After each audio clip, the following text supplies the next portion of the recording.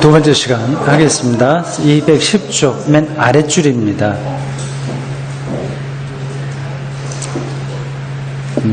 바로 앞에서 세상이 신뢰하는 것보다 더 큰 신뢰 할 수 있는 거 제시해야 된다 말했습니다.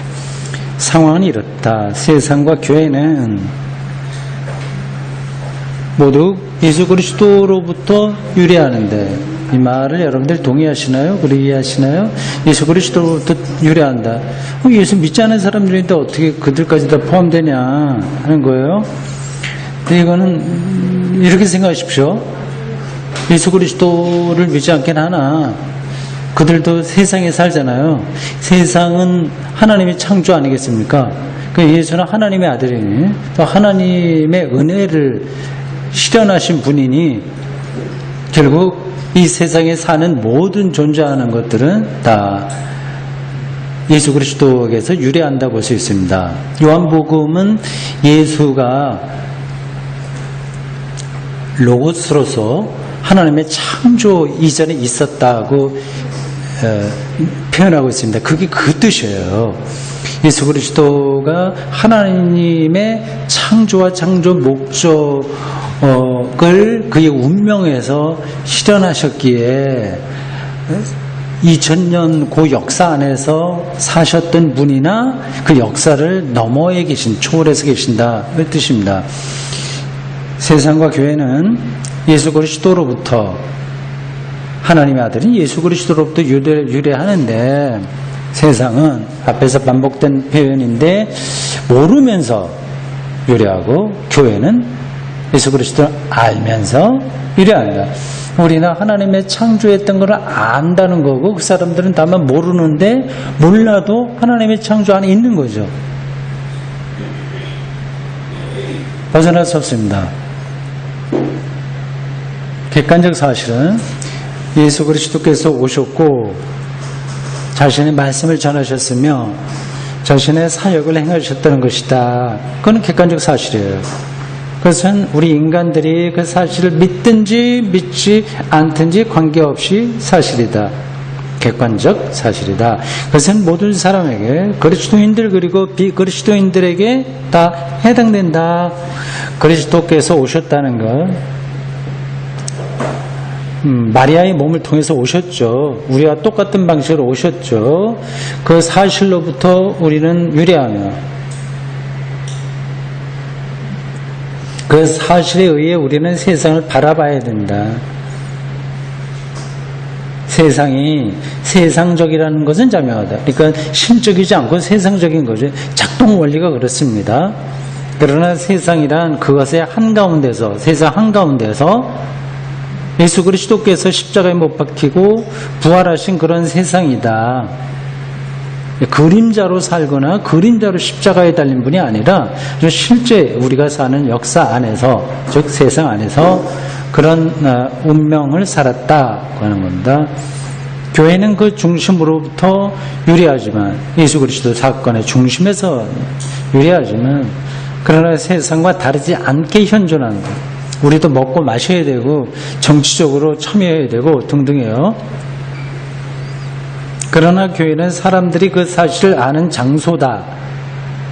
교회는 사람들이 그 사실을 아는 장소다. 그냥 넘어가겠습니다. 바로 그것이 교회와 세상 사이의 거대한 차이다. 우리 그리스도인들은 그것을 마땅히 알아야 하며, 우리는 열린 눈으로 저 동토오는 빛을 바라봐야 된다. 이제 교회를 통해서 세상이 그 근원을 알게 된다는 뜻입니다. 그 동토는 빛이 뭐냐? 그 재림의 빛이다. 파루시아, 재림의 빛. 그것이 특별한 은혜이며, 우리는 그 은혜에 대해 매일 아침 기뻐해야 된다. 이 재림의 빛 이런 것도 메타포입니다. 이게 생명의 충만, 생명의 빛, 죄와 죽음으로부터의 온전한 해방, 그렇게 이해하시면 됩니다. 진실로 인간은 그 은혜를 수용할 자격이 없다. 왜요? 죄성이죠. 자기 없다는 것은 늘 그걸 거부한다는 뜻입니다. 하나님의 은혜를. 그리스도인들은 세상의 자녀들보다 더 낫지 않다. 그러나 그리스도인들에게 문제가 되는 것은 그들의 알을 알지 못하는 다른 사람들에게 어떤 것을 제시해야 된다는 것이다. 우리가 뭐 특별히 잘난 것도 없지만 어떤 일을 우리가 해야 되는데, 이제 그리스도 사건, 예수가 오신다는 것, 동토는 빛, 이런 것들을 제시해야 된다는 것이다. 우리에게 주어진 숙제다. 그리스도인들은 자신들에게 주어진 작은 빛을 밝혀야 된다. 교회와 세계는 모든 자신들이 유리한다는 말이 계속 나오죠. 유리한다. 우리가 지금 살고 있잖아요. 생명이잖아요. 생물학적인 생명도 있는데 그것까지 포함해서 우리가 존재한다는 것 자체가 다 생명의 근원과 연결되어 있지 않습니까? 예수 그리스도에게서 그것이 완성됐으니 거기서 우리가 유리하는 겁니다. 세상 사람들은 말도 안 된다고 할 거예요. 뭐 우리가 잘 알아서 그렇게 하는 거고, 유래라고 해봐야 진화론. 근데 뭐 유인론으로부터 우리가 왔으니 그게 이제 우리의 근원이지 생각을 합니다. 그런 과학적인 접근 방식은 틀린 건 아닌데 좀 표면적으로만 보는 거죠.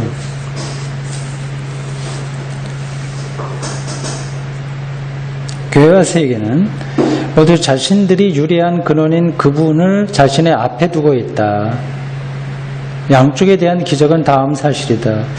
그 희망의 목적이 어떤 다른 곳에 있어서 우리가 노력하여 그곳에 이르는 길을 닦아야 하는 것이 아니라 오히려 그 목적은 그분이 오실 것이다라는 신앙 고백 안에 있다. 죽어서 천당 간다, 이제 쉽게 얘기해서 거기에 가도록 우리가 길을 닦아야 하는 것이 아니라 온다는 거예요. 온다. 그러니까 갈 필요가 없는 거죠. 오니까. 그분이 오신다. 벤트루스 에스트, 라틴어예요. 이들 신앙 고백 안에 있다. 우리가 가야 하는 것이 아니다. 그분이 오신다.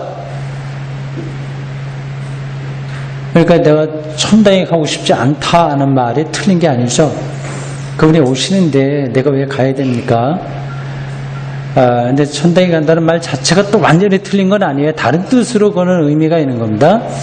그러니까 예수 그리스도가 재림하신다, 심판하신다, 생명을 주신다라는 것을 그렇게 천국에 간다 그렇게 표현할 수 있는 겁니다. 그러나 우리 한국 교회 일반적으로 이제 머릿속에 들어있는 그런 천국 개념, 누가 가서 보고 왔다든가 뭐 어떤 요란스러운 거 있죠. 뭐 그런 것들은 신학적으로 문제가 많죠. 그분이 오신다. 우리의 달려감과 방랑에 의해 우리의 삶이 그렇습니다. 여전히 방랑해요. 그래서 도대체 우리는 어디에 도달하려고 하고 또 도달할 수 있겠는가? 아무리 가도 뭘 하겠는가, 인간이? 우리가 뭘 이룰 수 있겠는가? 뭐, 남북 좀 가까워지고 통일되기를 바라긴 하는데, 그래서 여기 동대구역에서 기차 타고 평양 신우주 블라디보스톡 시베리아 거쳐서 저쪽 스페인 바르셀로나와 마드리드 포르투갈 어디까지 갈 꿈을 꾸는데 그게 가봤자 또 사실은 재밌긴 하나 그걸로 뭘 어떻게 하겠습니까? 궁극적으로 보면 뭘 도달할 수 있겠는가? 우리가 어떤 게 오겠는가? 우리가 노력해서 하는 것들이 전쟁과 휴전들과 온갖 것들을 추구하는 세계의 역사, 그리고 환상과 비현실적인 것들에 몰두하는 문화사, 이게 길인가? 중국과 미국도 계속 또 싸워요. 이제 그만 좀 했으면 좋겠는데 이게 이게 안 되네요. 참 해결이 안 됩니다. 우리는 웃지 않을 수 없다. 웃지 않을 수 없다. 만약 그분이 행동하는 자이신 그분이 오신다면 우리가 진보를 위해 그렇게도 조바심을 내며 염려하던 모든 것들이 진보 아시죠? 앞으로 좋아진다는 겁니다. 민주화도 되고 하여튼 예를 들자면 뭐 경제 뭐 정의 뭐 등등 다 포함해서 우리가 지금 가치 있다고 생각하는 모든 것들 이거 안 되면 어떻게 하나 지금 정권이 또 다르게 또 지금 이상한 사람들에게 바뀌면 어떻게 하나 그 염려하잖아요. 그 모든 것들이 전혀 다른 빛을 받게 된다는 거예요. 전혀 다른 빛. 교회 그리고 세상의 끔찍한 어리석음과 허약함이 그분에 의해 조명된다, 밝히 드러난다는 이야기입니다. 그리스도가 탄생하였다. 다시 한번 대강절이다, 대림절. 그리스도의 재림은 과거 그곳에 계셨던 분의 오심이다. 2000년 전 그분의 오심. 그와 함께 그러니까 우리가 그분에 대해서 계속해서 집중해야 되는 겁니다. 그와 함께 이방인들의 어리석음과 교회의 허약함은 변명할 수 없게 되며 그들은 부활의 빛 안으로 들어선다. 그분이 오신다 할 때, 오셨다 할 때 들어선다. 세상은 사라졌고 그리스도께서 탄생하셨다. 어디서 인용한 건지는 각주가 안 달렸네요. 네, 그리스도께서는 다만 우리만 변호하지는 않으신다. 예수 믿는 사람들만을 위해서가 아니다. 오히려 이방인들과 함께 또한 우리도 변해 주실 것이다. 그와 같이 인간적 그리스도교적 실존은 그러니까 이방인들은 인간적이에요. 우리는 그리스도교적이에요. 각각 그들의 실존이 있어요. 그 실존은 그들의 시초 그들의 종말에 의해서 유지된다. 그리스도께서는 우리의 형제라고 불려주기를 부끄러워하지 않으셨고 부끄러워하지 않으실 것이다.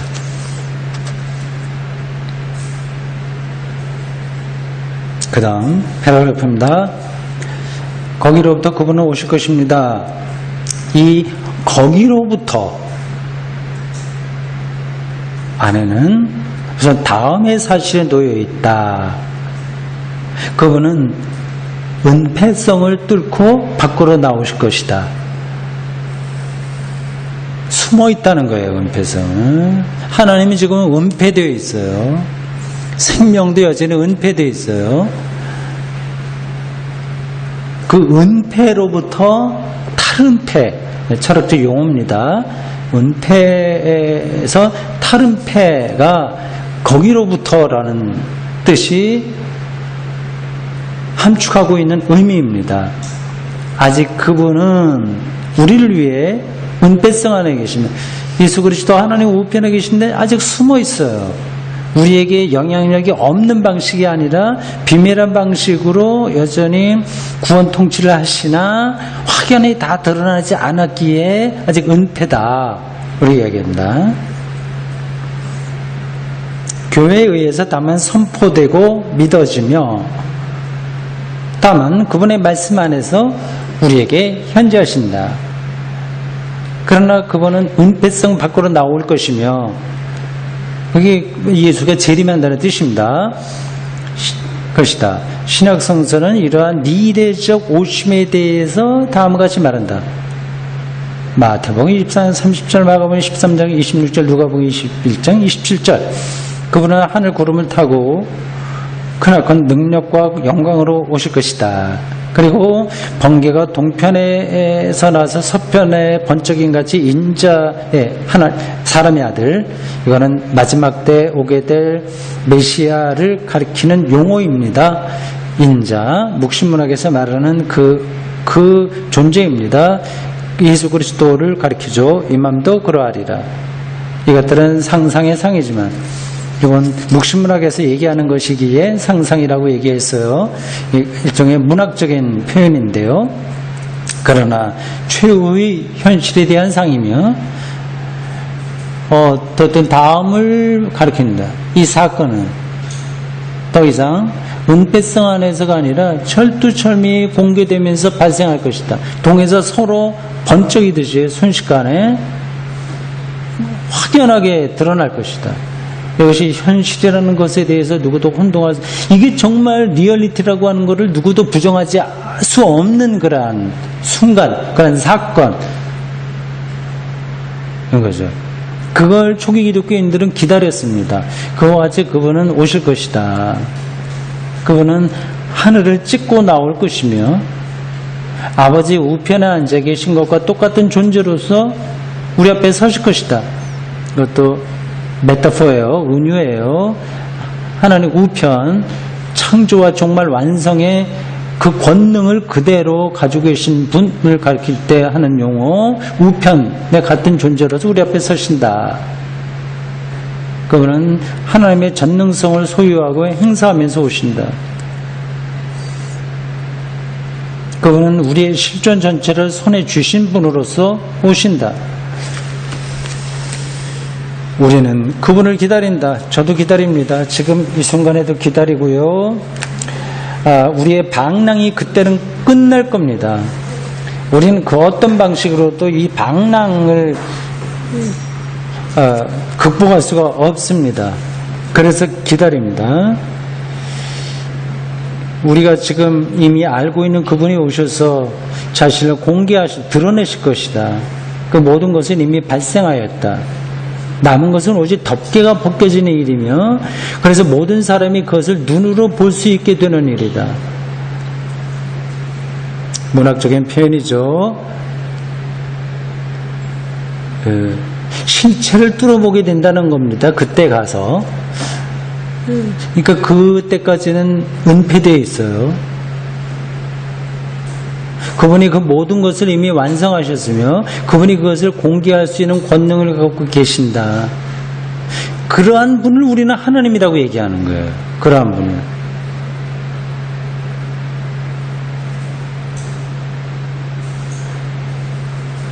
그분이 손안에 놓인 것은 참된 시간이며 참된 시간, 인간이 결코 갖지 못하는 저 끝없는 시간이 아니다.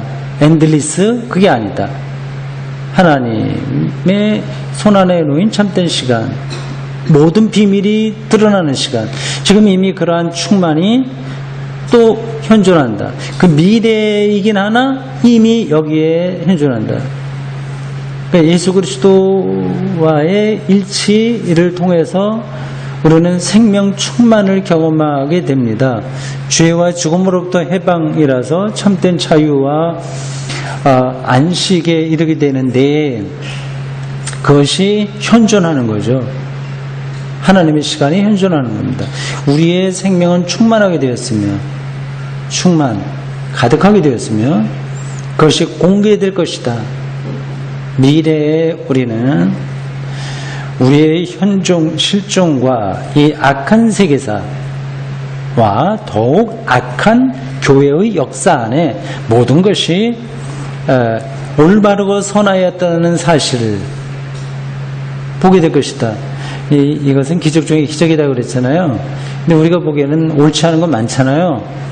그건 옳지 않은 거 악한 거 맞습니다. 그러나 최종적으로는 선하였다. 최종적으로. 그러니까 이게 기적이라고 하는 거죠. 그것이 우리의 미래다.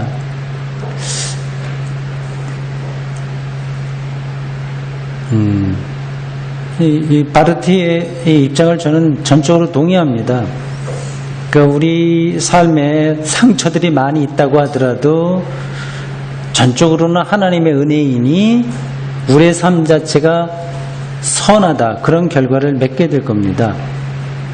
지금 우리는 그것을 보지는 못한다. 우리 안에 상처가 많죠. 교회사 교수 호의시의 책 안에 있는 것이 선한 것이 아니며 신문에 나온 것이 선한 것이 아니다. 여기서 선이라고 하는 것은 그 차원을 뛰어넘는다는 겁니다. 학자에 의해서 결정되는 게 아니에요. 어떤 정치인들에 의해서 결정되는 것도 아닙니다. 그 미래의 어느 때에는 그리스도께서 중심에 계셨기 때문에 그것이 올바른 것이었다는 사실이 드러나게 될 것이다. 그거는 아버지의 우편에 앉아 계시면서 통치하신다. 이 사실이 밝게 드러날 것이다. 굉장히 긍정적이죠. 큰 긍정을 갖고 세계를 보고 있습니다. 악한 게 많이 있어요. 우리는 투쟁을 해야 됩니다. 그걸 고쳐나가야 돼요. 그러나 궁극적으로는 지금도 권능을 갖고 예수님이 하나님의 우편에서 여기에 은폐 방식으로 통치하고 있으니 아직 그게 다 드러나지는 않았으나 미래에 드러날 것이다. 그게 이제 예수님이 오신다는 말의 뜻입니다. 밝히 드러날 것이다. 빨리 왔으면 좋겠어요. 모든 눈물이 씻겨질 것이다. 우리가 마주 향해 나가고 있는 이것은 우리가 마주 향해 나가고 있는 기적이며 모든 것들이 눈물이 씻겨지는 그러한 때 기적이며 예수 그리스도 안에서 과거에 존재했던 그대로 드러나게 될 기적이다. 동에서 서로 번쩍이는 번개같이 그분이 자신의 영광 안에서 오실 때 그렇게 될 것이다. 그러니까 영광에서 온다. 그러니까 하나님의 선하심이 확 드러나는 것, 이걸 영광이라고 합니다. 그러니까 우리가 예배를 드리면서 하나님께 영광을 돌린다는 것은 하나님의 선하심을 극대화하는 거죠. 예배 안에서. 그 영광이 참여할 때만 우리들에게 안식, 평화, 구원 이런 경험이 가능합니다. 살아있는 자와 죽은 자를 심판하러 오신다. 바로 이것을 바르게 이해하려면 우리는 세계 심판의 여러 그림들을 미리 앞서서 단번에 거부해야 한다. 그 말의 서술하는 것을 피상적으로 생각하지 않도록 노력해야 된다.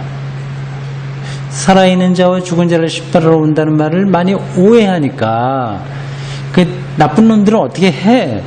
착한 놈들은 어떻게 살려? 이 식으로 보면 안 된다는 얘기입니다. 바티칸, 시스티나 성당 재단의 미켈란젤로와 같은 위대한 화가들이 세계 최고의 심판이죠. 그 뒤에서 그렸던 비전 안에서 그리스도는 굳게 쥔 주먹과 함께 등장하여 오른편에 속한 자들을 왼편에 속한 자들로부터 나누시며 마태복음에 나오는 그 비유에 따른 그림입니다. 그러는 동안 그분의 시선은 왼편에 고정되어 있다. 그러나 화가들 중 일부는 왼편에 저주받은 자들이 어떻게 지옥의 연못 속으로 가라앉는지를 기쁨의 욕망을 가지고 상상했다.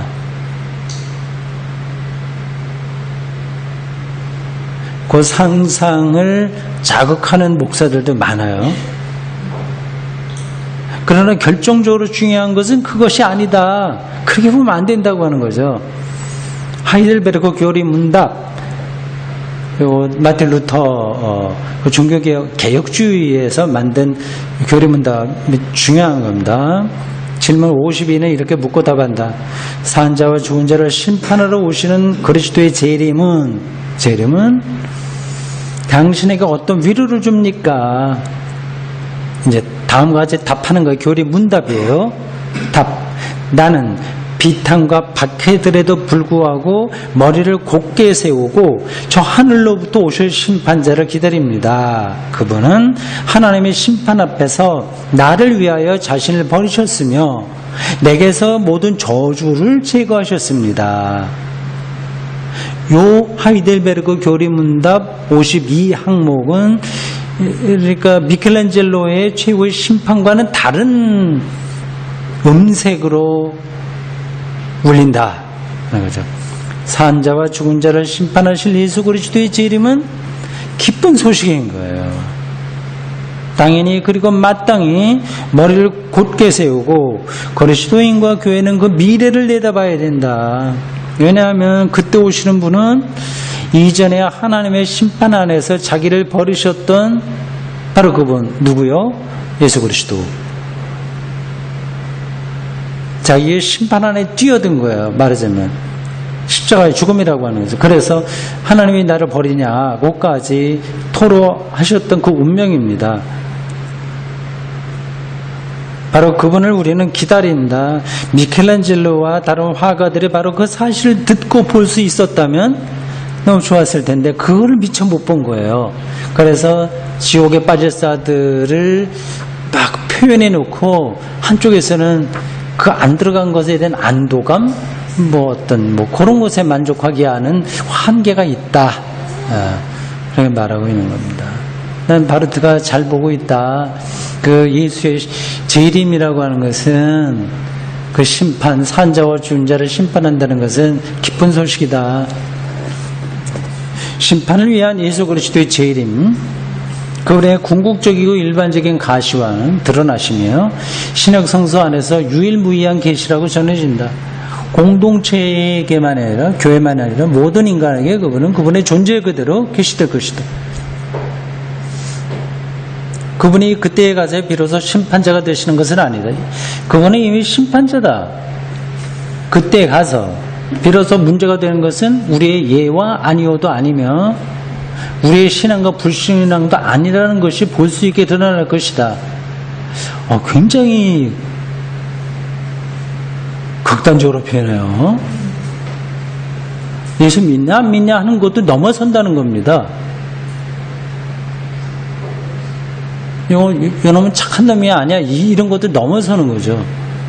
예수가 다 이루었다라고 하는 것은 완전한 명료성과 개방성 안에서 밝게 드러날 것이다.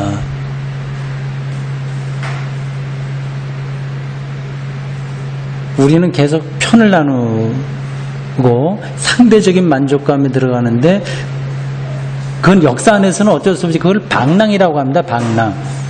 그렇게 살 수밖에 없어요. 여기서는 그것도 그렇게 사는 게 마땅하기도 합니다. 옳은 거 그런 거를 그냥 내버려 두자는 얘기가 아닙니다.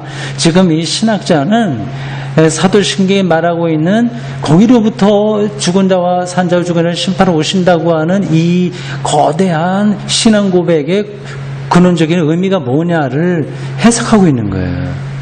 그 전망을 저 미래 예수 그리스도가 2000년 전에 있었던 것이 다시 현재와 미래가 된다는 그 관점을 제시해주고 있습니다.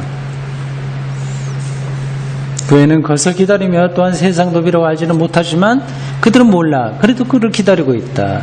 우리 모두는 그렇게 공개될 것을 향해 나가고 있다. 아직은 하나님의 은혜와 의가 인간성 전체와 인간의 각각의 인간을 측정하는 측도가 아닌 것처럼 보인다.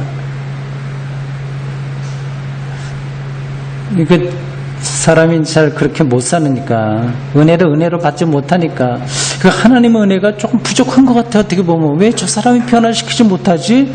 그런 거예요. 그렇게 보여요. 세상은. 하나님의 창조 능력이 어디가 부족한 것 같아. 성령께서 왜 좀 더 확 이 세계를 다 착하게 만들지 못할까? 그렇게 보여요. 그것이 실제로 그러한가에 대해서 사람들 아직 의심하고 염려한다. 아직은 소위 경건한 자들과 하나님 없는 자들의 행위에 자기 칭의와 허영심의 공간이 남아있다.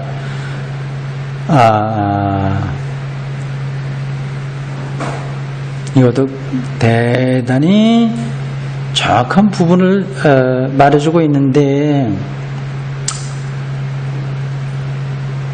우리가 소화하기가 쉽지는 않습니다.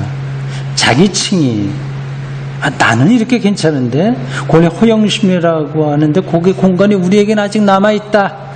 하나님의 은혜를 더 적극적으로 받아들이지 못한다는 거죠. 아직은 모든 것이 그렇지 않은 것처럼 보인다. 공동체는 그리스도 그리고 그분 안에서 내려진 결정을 선포한다. 우리가 다 하지 못하나 그래도 그걸 선포하는 거예요.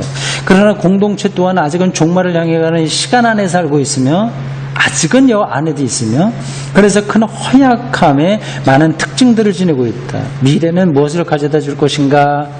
그것은 역사의 어떤 전환이 아니라 오히려 이미 존재하는 것에 계시게 될 것이다. 그러니까 하늘에서 불덩어리가 떨어진다는 게 아니라 이미 존재하는 것이 어떻게 되는 거예요? 드러난다는 겁니다. 그것은 미래지만 그러나 교회가 기억하고 있는 것의 미래, 기억하고 있는 것은 뭐예요? 과거야. 예수에게 일어났던 거예요. 그것의 미래, 참 표현이 멋집니다. 이건 신학자만 할 수 있는 거예요. 그냥 보통 신학자도 안 되죠. 바르트와 같은 이런 사람이 가능한데 이미 기억하고 있는 것의 미래다. 그것은 영원히 유일적으로 이미 발생한 것이다. 예수 그리스도에게 발생한 거. 알파 오메가는 동일하다. 그러니까 창조와 종말은 동일한 거죠. 괴테는 예수 그리스도의 재림을 올바르게 표현했다. 동쪽도 하나님이고 서쪽도 하나님이고 북쪽과 남쪽의 땅들도 그분의 손안에 평화롭게 쉬고 있다. 괴테의 글을 인용했네요.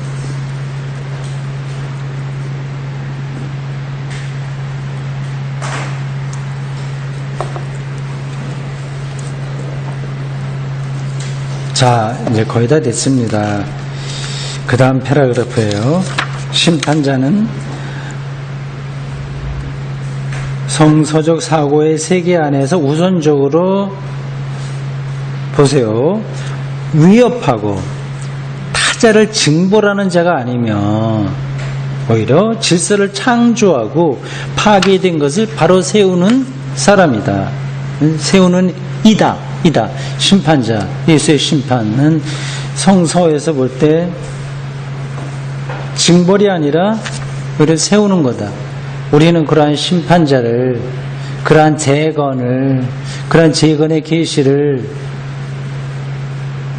무조건적으로 unconditionally 이렇게 표현하면 되나요?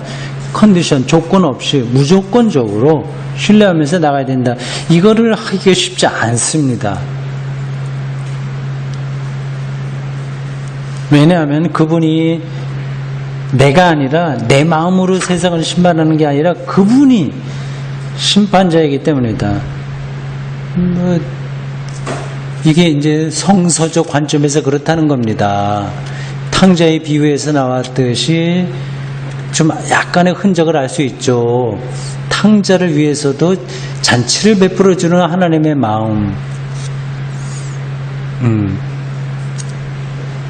우리가 그거를 따라서 살기는 힘드나 무조건적으로 신뢰해야 되는데, 왜냐하면 그분이 심판자이기, 내가 심판하는 게 아니라 이 때문이다.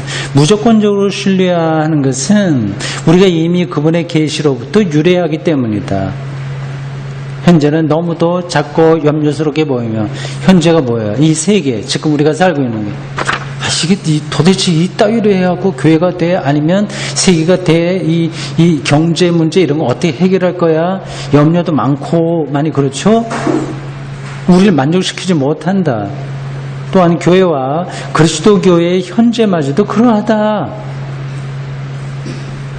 그러나 그리스도 교회는 당연히, 그리고 마땅히 자신의 시초, 단초죠. 초심이죠. 로 언제나 또다시 상기해야 되며 되돌아보며 외침의 소리를 들어야 된다. 그와 동시에 그리스도 교회는 그리스도의 미래를 향해서 나가야 된다. 그것은 광채와 영광으로 덮인 하나님 자신의 미래이며, 그리스도께서는 언제나 오늘이나 또한 미래에도 바로 그 분으로서 동일하실 것이다. 그러나 심판의 사고의 심각성이 단절되어서는 안 된다. 뭐 이래도 좋고 저래도 좋다는 얘기냐? 뭐 예수 믿지 않아도 뭐 다 하나님의 은혜 안에서 이미 다 이루어졌으니 괜찮다는 말이냐? 그렇게 생각하면 좀 곤란한 거예요. 그게 아니라는 겁니다. 그 심각성, 심판의 심각성이 단절되어서는 안 된다. 왜냐하면 그때에 하나님의 은혜와 의가 인간성 전체와 모든 각각의 인간을 측정하는 척도임이 계시될 것이기 때문이다. 그분께서 심판하기 위해서 다시 오실 것이다 라고 하는 이 말, 하나님께서는 현존하고 발생하는 모든 것을 아신다. 그때 사람들은 경악하게 될 것이다. 그 점에서 최후의 심판에 관한 저 화가들의 비전은 무의미한 것이 아니다. 미켈란젤로가 지옥에 간 사람들을 아주 처참하게 그렸잖아요. 그게 무의미한 것은 아니라고 하는 거죠. 하나님의 은혜와 하나님의 의로부터 나온 것이 아닌 것은 존속할 수 없기 때문에 저 무적행에 떨어져야 되는 겁니다. 그거를 극대화하는 방식으로 지옥 개념이 나오게 되는 겁니다. 무수히 많은 인간적인, 그러나 또한 그리스도교적인 소위 큰일들이요, 엄청난 일이에요. 우리나라 세계에서 제일 큰 교회당을 졌다. 예를 들자면 제일 큰 교회가 됐다. 그런 것들이요. 그런 것들이 그때 아마도 극단적인 어둠 속으로 추락할 것이다. 아무것도 아닌 거죠. 그와 같은 하나님의 아니오라고가 있다는 사실이 산 자와 죽은 자를 심판하기 위해서 오신다는 표현 안에 들어있다. 그러나 그 사실을 인정하자마자 우리는 다음의 진리로 되돌아서야 된다. 한 사람을 왼쪽에 그리고 다른 사람을 오른쪽에 세우시는 그 심판자는 바로 나를 위해 하나님의 심판에 자신을 내어주신 분이시며 내게서 모든 저주를 취해가신 분이시다. 이걸 아주 절실하게 깨닫는 것이 은혜 속에 파묻히는 겁니다. 바로 그 심판자는 십자가에서 죽으셨고 부활절에 다시 살아나신 분이시다. 예수 그리스도 안에서의 하나님께 대한 두려움은 다름이 아니라 그리스도의 재림은 당신에게 어떤 위로를 줍니까? 라는 기쁨과 신뢰 안에 놓인다. 하이델베르크 교리문답에 나온 겁니다. 이것이 만인구원설로 인도하는 것은 아니다. 누구나 좋다 이런 이 만인구원은 자칫하면 아주 감상주의에 떨어지게 되거든요. 그거 아니다. 모든 결정과 구분은 있다. 그러나 그것을 행하시는 분은 우리를 대신해서 그 자리에 서신 분이시다. 여기에 아직까지 우리가 다 밝히 모르는 부분들이 있는 겁니다.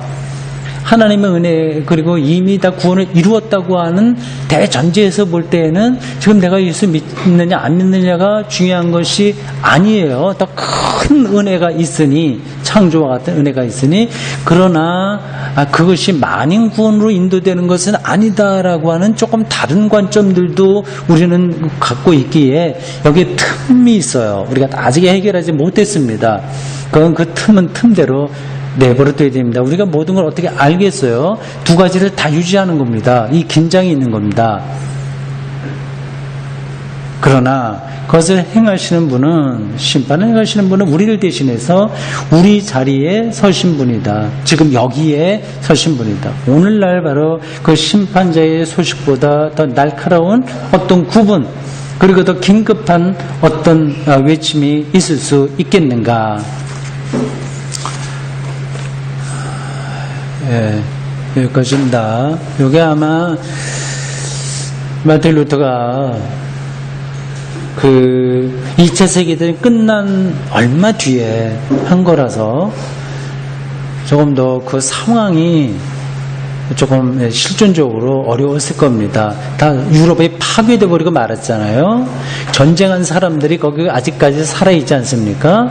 서로 적대하고 여전히 또 유대인 대학살 이런 거로 많은 사람들이 재판을 받고 있고 등등 아주 어수선한 때에 그걸 배경으로 이제 이 예수님이 산 자 죽은 자 심판하러 오신다는 이 대목을 설명하고 있는 중입니다. 그래서 지금 우리하고는 조금 상황이 다르긴 하나 기독교의 근본을 아주 정말 정확하게 우리들에게 잘 전해주고 있습니다.